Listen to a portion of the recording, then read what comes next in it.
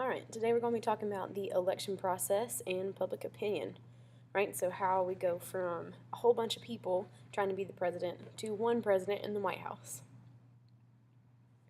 Alright, so how does that even happen? How do we go from being a citizen, somebody who belongs to a state and is supposed to be there, to being the president with your feet up on the desk in the Oval Office? And obviously I have not updated the pictures on this prezi in a while, okay? The first step is to campaign. All right, so all of these bullets need to go in the box that says campaign, someone that's shaped like an arrow up top. Okay, so a campaign continues through the whole election process. This is how it starts. All right, typically, like it happened in this last election in November, President Obama was leaving office, which means that neither party has an advantage. Neither the Democrats or the Republicans have an advantage. So it's pretty much fair game for whoever wants to be president in terms of parties go. All right, so at one point we had, I think, 20 candidates for president on the Republican side, and I think probably 6 or 7 on the Democratic side. All right, so how do we narrow that down to one person per party? Because by the time we get to a ballot in November, there's only one name under each political party. Okay, so this continues through the whole election process. It's extremely expensive. Candidates try to seem more moderate to win voters. Remember, think about our political spectrum.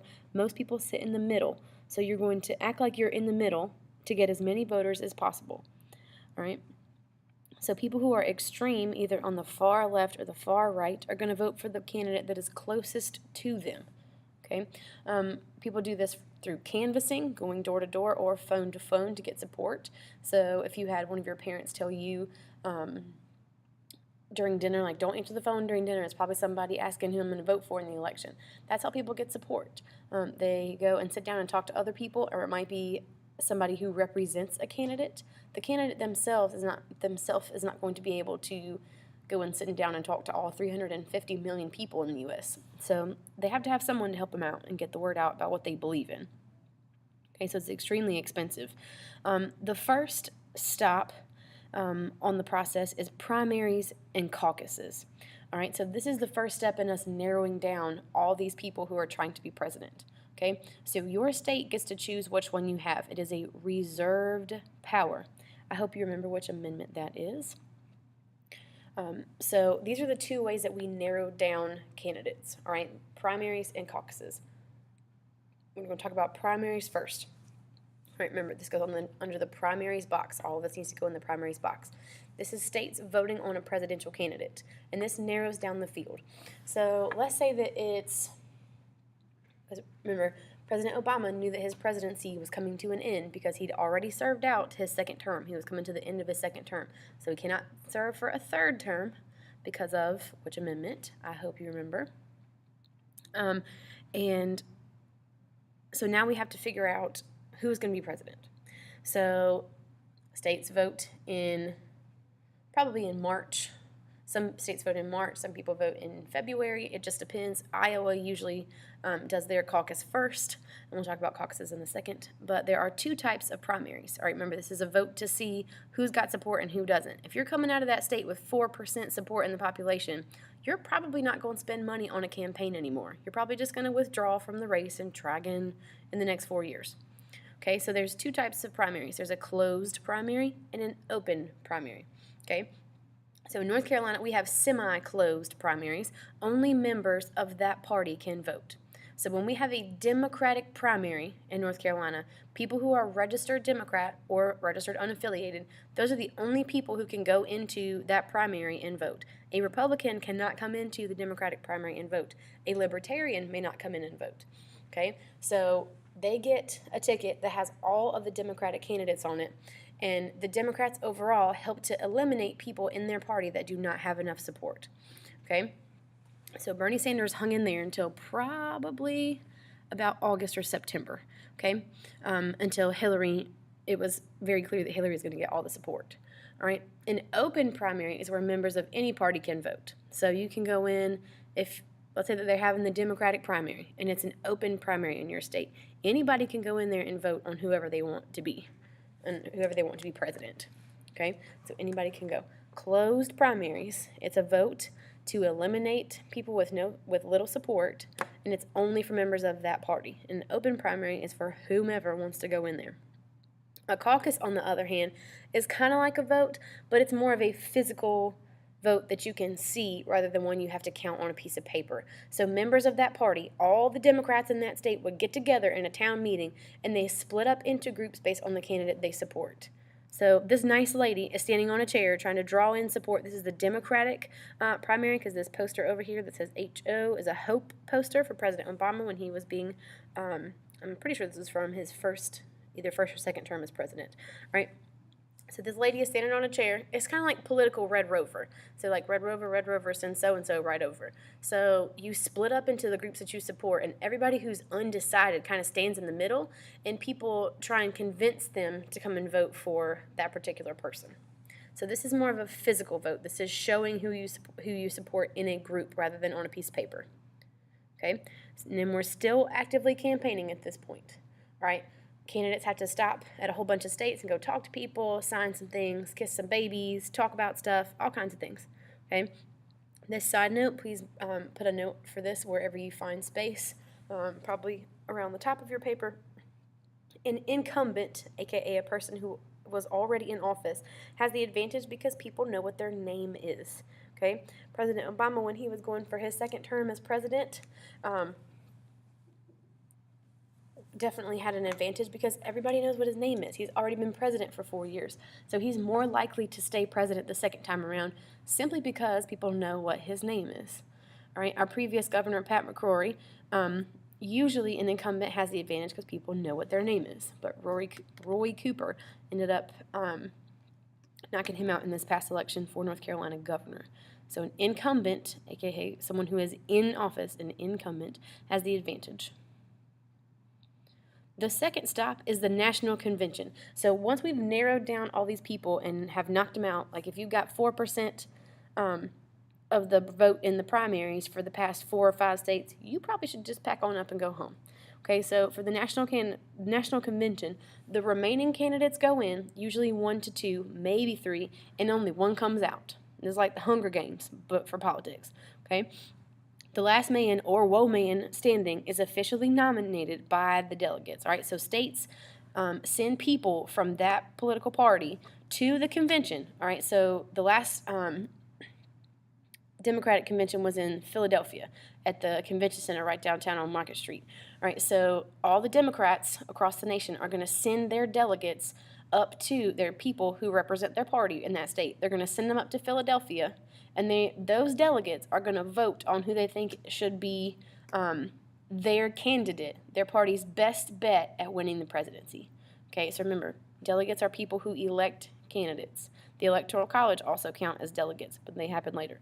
Okay, essentially, the National Convention, if you go into the National Convention, you know as a candidate that you're probably going to win that candidate, not the whole election. This is not about who's president. This is about who is going to be the last person standing to represent the entire party in November. Usually national conventions happen in the summertime, okay? So the Republican National Convention was in Ohio at the Quicken Loans Arena where the Cavs play. And again, the Democratic one was in Philadelphia.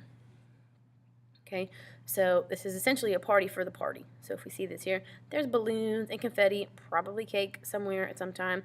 Okay, so there's a whole bunch of stuff going on at the convention, and essentially the Republicans nominate their one person who they think is going to win for president later on, and the Democrats nominate who they think is going to be the strongest person to win the presidency later on. Okay, so remember, campaigns are still going on even after the National Convention. Okay, even after the National Convention, Hillary Clinton and Donald Trump both came to North Carolina to speak to the citizens of Greenville, okay, after they had already won the nomination for their parties. Okay, so they're still going on. You campaign up until election day, all the way through it. All right, this is like 2 years in the making. Okay, so your platform is shaping up, and it might change a little. The biggest issue for Democrats at the National Convention was trying to combine both Bernie Sanders and Hillary Clinton's planks together to make one solid party platform. Remember, if you, as a political party, do not have a lot of unity going on, you are much less likely to win the presidency. Okay, so Bernie Sanders and Hillary Clinton had to figure out how to come together and make a platform that would work for all Democrats, even the ones who used to support Bernie. Okay, so where you go matters. North Carolina, Ohio, Pennsylvania, and Florida are all what are called swing states. So we don't necessarily always vote Republican or always vote Democrat when it comes to the general election in November. All right, so we could go either way. So Hillary had a chance at winning North Carolina, and Donald Trump had a chance at winning North Carolina. It was not a guaranteed vote for either of them. Like California pretty much always votes Democrat. So Hillary Clinton didn't spend a whole lot of time in California because she knew she already had those votes. Okay, so she and Donald Trump weren't really entirely sure if they were going to get all of North Carolina's 15 electoral votes, because that's what they want, is those electoral votes. First one to 270 wins. Okay, so they campaigned over here with us for a little while. All right, so then the general election is the last step in the process, and it happens in November, okay, the beginning of November. It's the first Tuesday that follows a Monday in November, okay, and that's because Sunday was typically church day back in the olden days in the 1700s and 1800s, and then Monday was your travel day to go vote. Okay, so if you needed to travel somewhere else, like the Electoral College would have to travel all the way from whatever state they were in their little horse and buggy all the way up to Washington, D.C. and cast their electoral votes for their party. Okay, so it's always on a Tuesday for that reason. And the Electoral College technically locks in the president in December. Okay, so remember, and we're voting on more than just the president. We're voting on representation at the county level, the state level, the local level, and the federal level. Okay, so all levels are put together. So how do we know public opinion? How do we know what people are going to say before they walk into the polls? How do we know how they feel about a candidate? Well, we poll the people. All right, and a Gallup poll is typically one that is the best one. This Gallup over here, Gallup, is a great way to figure out what people's personal opinions are, right? So, again, my grandma says, if I tell her, like, Grandma, so-and-so is talking about me, she says, well, consider the source, okay? You got to think about who this information is coming from, okay? And, I mean, she's meaning it in a sassy way, but I mean consider the source in a way that means you don't get fake news or biased articles, okay? So make sure you consider the source when you look at public opinion. All right, and there are 3 other things that we can vote on besides the president and stuff. This is a recall, which means it's a vote to remove an official from office. This guy, Scott Walker, used to be the governor of Wisconsin. He is the only governor in United States history to ever survive a recall election. Now, this is not the same thing as being impeached. All right, if you get impeached, you have broken the law. You did something illegal that you should not have been doing. A recall election is because it happens because people don't like them anymore. This is a public opinion thing. So we don't like you, Scott, and you've got to go. All right, and he, within the last hour and a half of the election, barely had 52% approval. So people don't really like him very much. He's kind of wishy-washy. All right. He also made a small run for president this past election. Didn't work out well for him, clearly. All right, so our second thing we vote on is a referendum. All right, this is a vote on an issue suggested by the legislature, aka the people who make laws for us. All right, so, and this is suggested by the legislature and given to the entire state to vote on.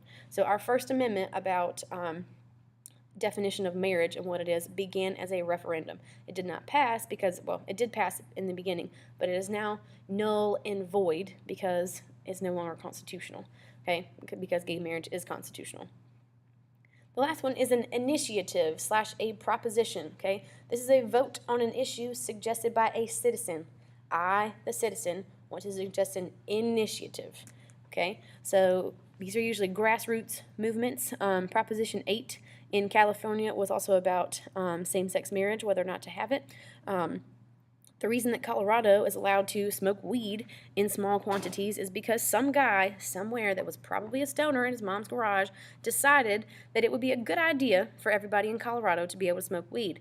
All right, he eventually got enough signatures on a petition to give it to the legislature, and then everybody voted on it, and they said yes. So here's my funny meme for the day. Meanwhile, in Colorado, okay. So this has been the election process and public opinion.